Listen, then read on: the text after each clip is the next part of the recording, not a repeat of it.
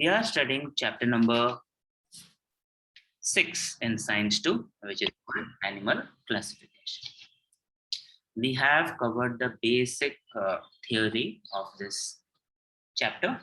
The next part of the chapter is information, details, particulars, specifics about different types of animals in animal kingdom. That's why the subheading for today is diversity, the variety of life. And today we will discuss about the diversity in the animal kingdom. We will need our textbooks today mainly, and we will need our pencils because we will have to annotate, underline a lot of things in the textbook.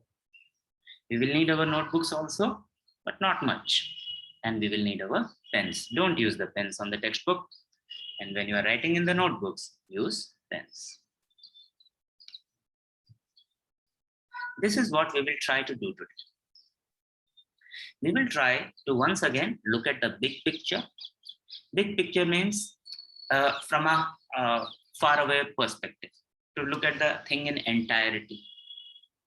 We will cover three things. What are the different types of classification systems? What is the hierarchy that is used for classification of organisms? And how the names are given to species, different species of organisms. So systems, hierarchy, and nomenclature. This part of the content is not given in the textbook, but this part of the content is good to have, and I would even say it is must have if you want to understand this chapter in a much better way. Of course, if you are preparing for a scholarship exam or if you are preparing for some other exam other than the school exam, this will be required. And of course, we will look at the diversity in the animal kingdom. We will look at some diversity in the animal kingdom. So for the first part of the session, the things we are going to discuss, you will not find in the textbook. For the second part of the session, everything that we discuss will be from the textbook. So for the first part, you will have to make notes while we are discussing in your notebook. And for the second part, you will have to annotate in the textbook. And don't worry, I will send you the entire presentation after the class. But write while we are studying. Otherwise, by the time if you don't write now, by the time I will send you the presentation after class, some of the things we may forget. Be aware of that. Confirm that you are ready.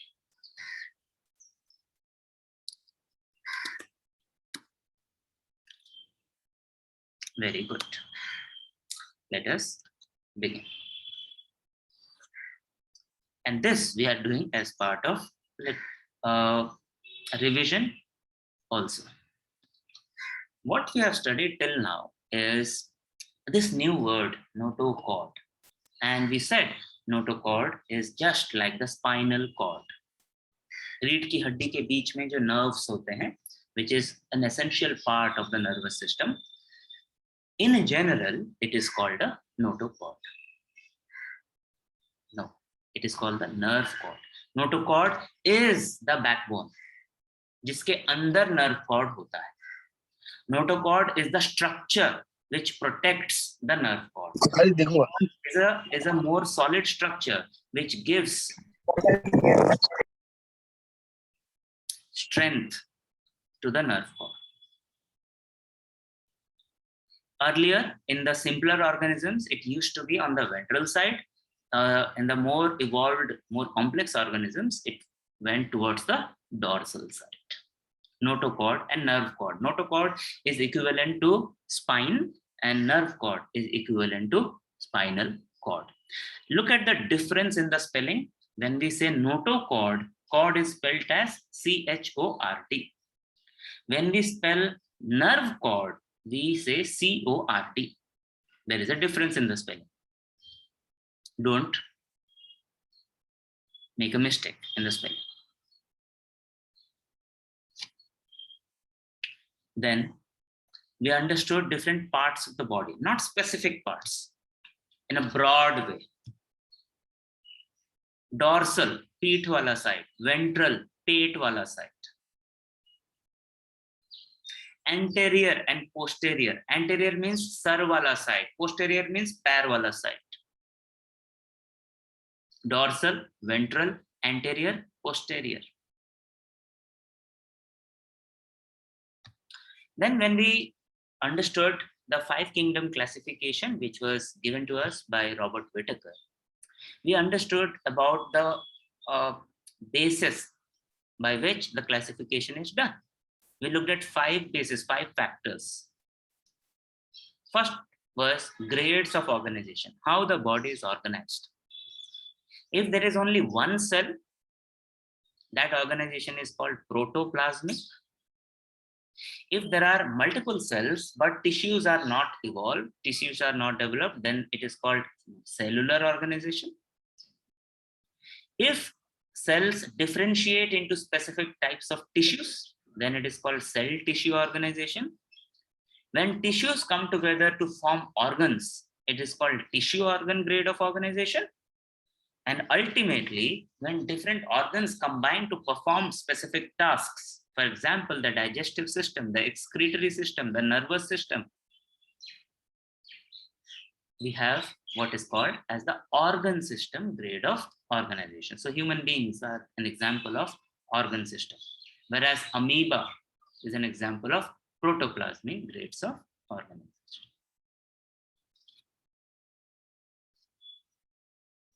Then we looked at body symmetry. Symmetry is equality.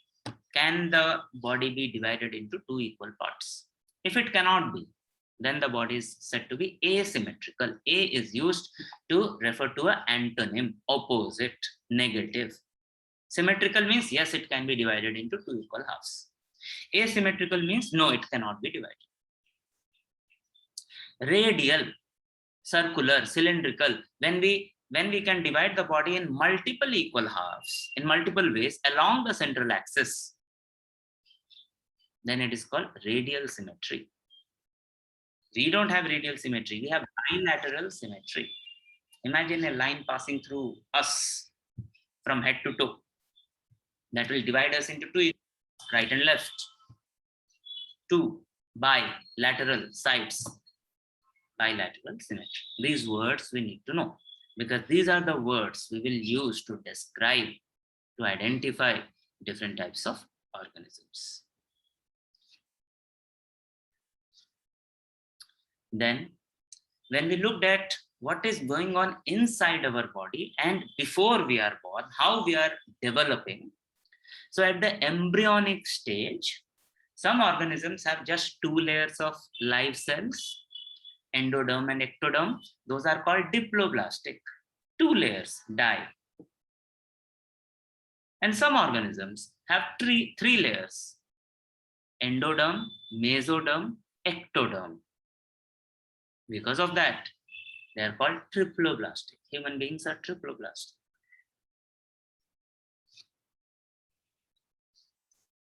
And what happens when at the embryonic stage, while we are still growing, this endoderm or the mesoderm sometimes form a body cavity. If no such cavity is formed, then the organisms are said to be acoelomate. Coelom means cavity. C-O-E-L-O-M, coelom. When there is no body cavity, those organisms are called acoelomate. When the organisms have a body cavity that has developed from the endoderm or the mesoderm, you can also say mesoderm or the gut, then they are called eucoelomate, real body cavity. Organisms having true body cavity. Sometimes body cavity is also developed, but not from the endoderm, not from the mesoderm. Those kind of organisms are called pseudocoelomate. Organisms that do not have a true coelom, they have a false coelom. Cavity to hai, but that cavity has not developed from the endoderm or mesoderm. Finally, we understood that some organisms have body that is divided into similar segments. Very common example is earthworm. If you see an earthworm, its body is divided into ring-like structures. So each of that part is called a segment. Line ka part, line segment. Body ka segment, body segment. So if the body has multiple segments, it's called segmented. If it doesn't have, then it is called unsegmented. These are the 5 things based on which we have, Robert Whittaker has developed the 5 kingdom classification for organisms. So, in the big picture, what is the bigger perspective? What do we see when we look at all the organisms or all the animals together? It's a little unclear on your screen, or maybe it is clear. There are different types of classification. You know this already. Depending on the type of cells that the organisms have in their bodies. If the cells that are there have a well-defined nucleus and well-defined organized organelles, they are called prokaryotic. If the cells that make the body, if they do not have a well-defined nucleus and do not have a well-defined organelles, then they are called prokaryotic. But if the cells have well-defined nucleus and other organelles, then they are called eukaryotic. Now, depending on the number of cells that are there in the body, we can divide all the organisms as unicellular and multicellular. Depending on how we derive our food, how we derive our nutrition, this is so much better. Nutrition. Some are autotrophs. Autotrophs make their own food. They don't depend on anyone else. And heterotrophs. They cannot make their own food. They have to depend on others, other organisms. Right? Also, we can classify organisms based on how the body is organized. So there are multiple ways. But if you really want to have a classification which is applicable, which is detailed enough and not too detailed enough, then that was the necessity, that was the evolution of classification. ज़्यादा detail भी नहीं होना चाहिए. इतना अगर हम detail कर देंगे that every species is a different classification, then we have not achieved anything. We have to group different species together, not as simple as prokaryotic and eukaryotic.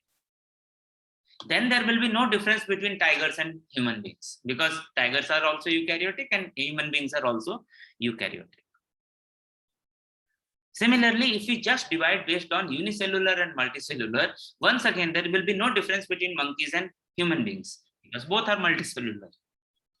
So this level of classification is inadequate. So we have to have adequate differentiation, but not so much that it is not manageable. So after a lot of studies, trial and error, we have this 5 kingdom classification used now, which we got introduced briefly earlier, given by Robert Whittaker. Remember once again, he has proposed that we can classify all the organisms on the planet in this 5 big groups, which are called kingdoms: Monera, Protista, Fungi, Plantae, and Animalia. And in this chapter, we are studying about kingdom Animalia in detail. In class 9, you studied about kingdom Plantae in detail. When you go to college, if you take up science, you will study about Monera, Protista, fungi also. Take up science, take up biology, then you will study under zoology and botany.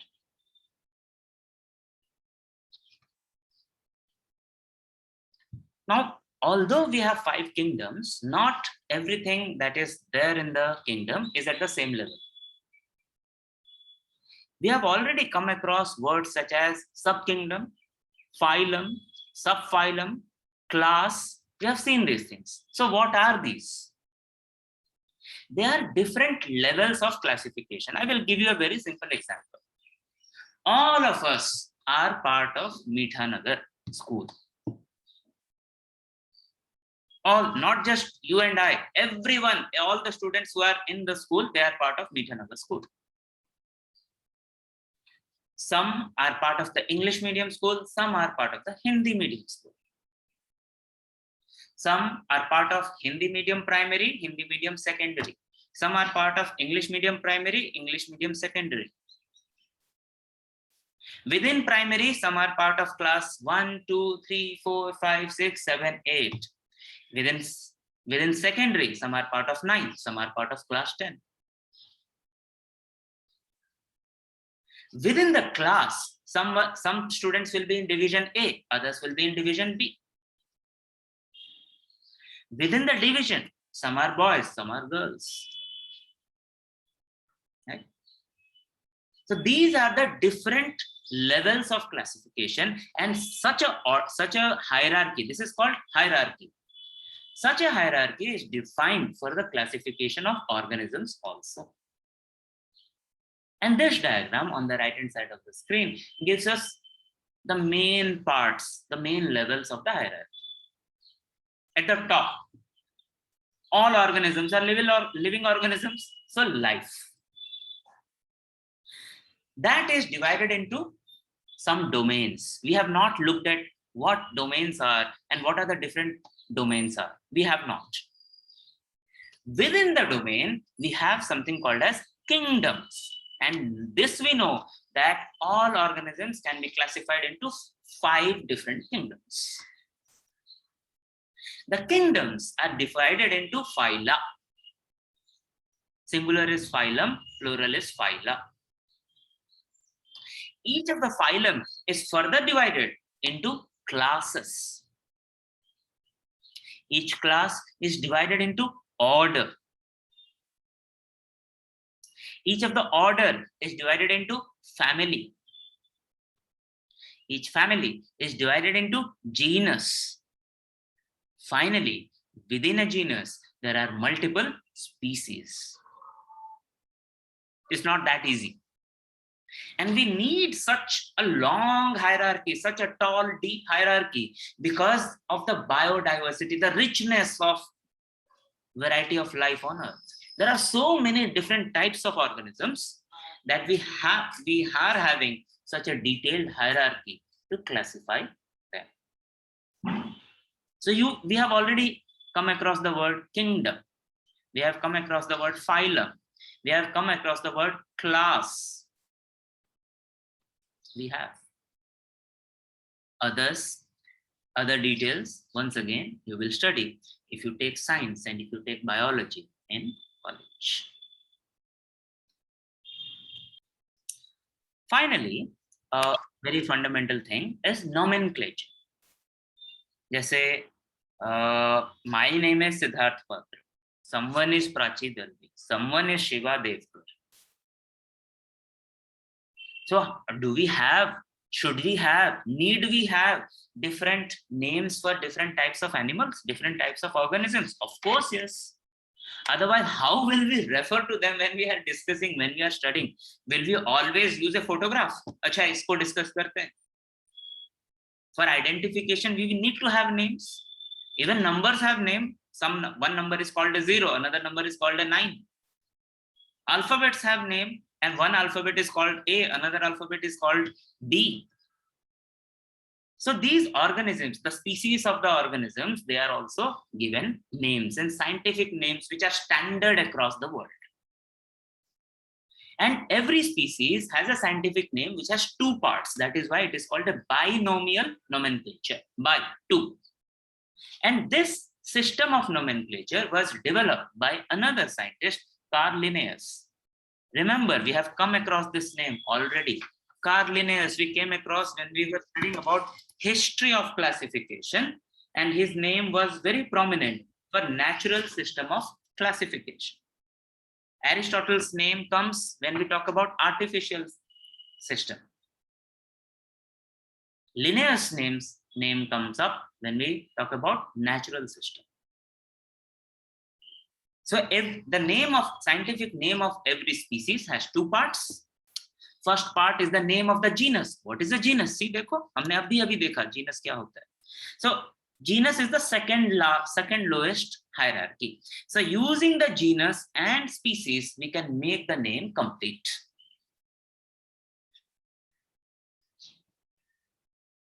The name of the genus starts with a capital letter and name of the species starts with a small letter. If we take the example of us, the human beings, at least this we should know, that the scientific name for human beings is Homo sapiens. Homo is the name of the genus to which we belong. And sapiens is the species that we are, Homo sapiens. Similarly, two other names are given as examples on the screen. The tiger, the scientific name of tiger is Panthera tigris. The scientific name of mango, not just the fruit, the entire organism, the tree, everything, that species is called Mangifera indica. Why indica? Because it was discovered in India. It is named after the country India. Panthera tigris, Mangifera indica, Homo sapiens. And this was a question in the test, not in the test, in the worksheet that I gave you day before yesterday. Question number 20. What is the scientific name of human beings? Species that human beings belong to. The answer is Homo sapiens. If you write the H small, it will be wrong. If you don't give a space between Homo and sapiens, it will be wrong. If you write S capital, it will be wrong. There is only one way we can write this name, and that is the way it is shown in the screen.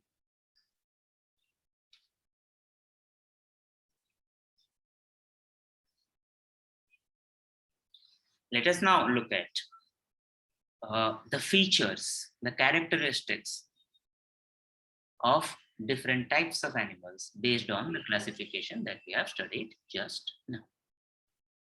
The different varieties, how they look, how they are organized, what they do, all those things. A lot of details to read, a lot of details to remember.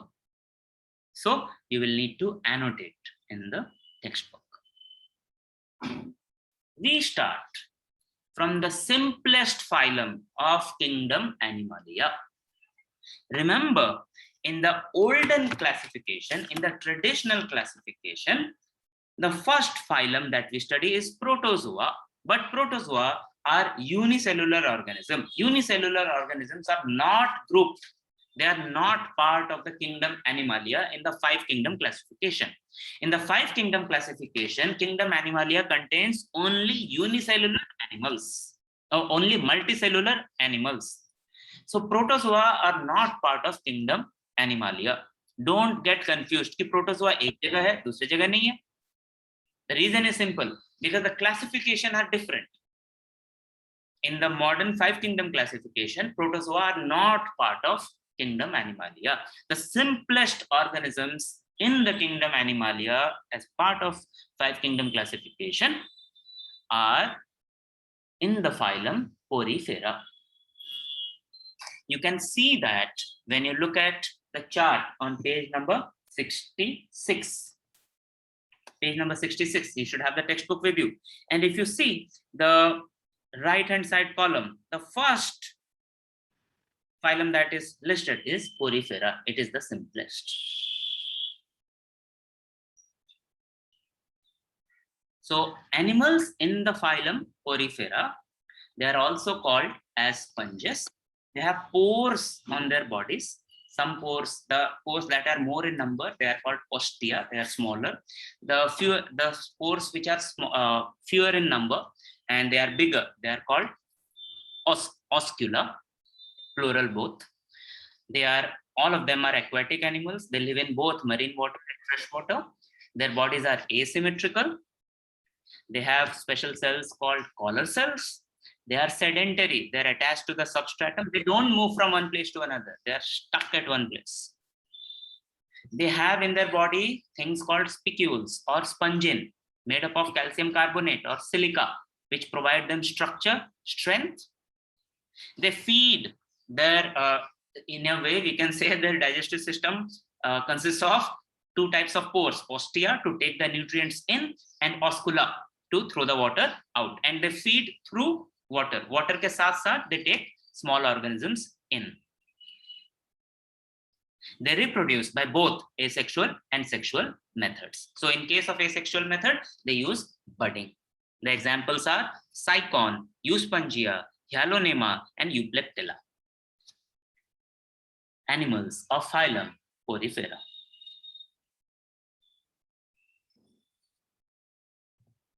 Once again, the second phylum, the second simplest organisms of the plant kingdom Animalia, they are called Cnidaria or Coelenterata. They come in two basic shapes, cylindrical or umbrella. When they are cylindrical in shape, they are called polyps. So Hydra is a polyp. Coral is a medusa. Sea anemone is a polyp. The shape of sea anemone is polyp. All of them are aquatic. Most of them live in marine water. Because they are cylindrical or umbrella-like, they have radial symmetry. They are diploblastic. They have mouths and tentacles. The tentacles have special type of cells which are called cnidoblasts. They contain toxins. So using the tentacles and the cnidoblasts, they capture the prey and kill them before eating. Main example is Hydra. Right? So unlike the animals of phylum Coelenterata, Cnidaria, these are not cylindrical. These are not umbrella-like. They are slender and flat. That is why they are called flatworms. Most of them are endoparasites. Some are free-living and some are aquatic. They don't have any body cavity, acoelomate. They have bilateral symmetry. They are triploblastic and they are hermaphrodites. That means their bodies have both the male and female reproductive systems.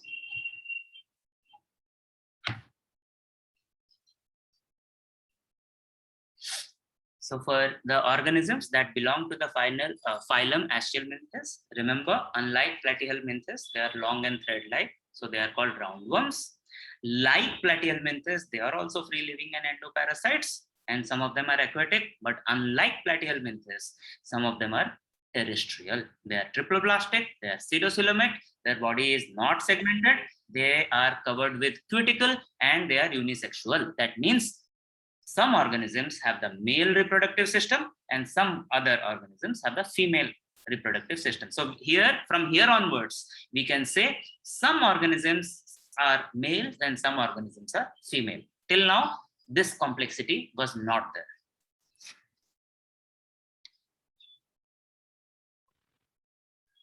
So for the last phylum today, whose main example is earthworm, leech, Nereis.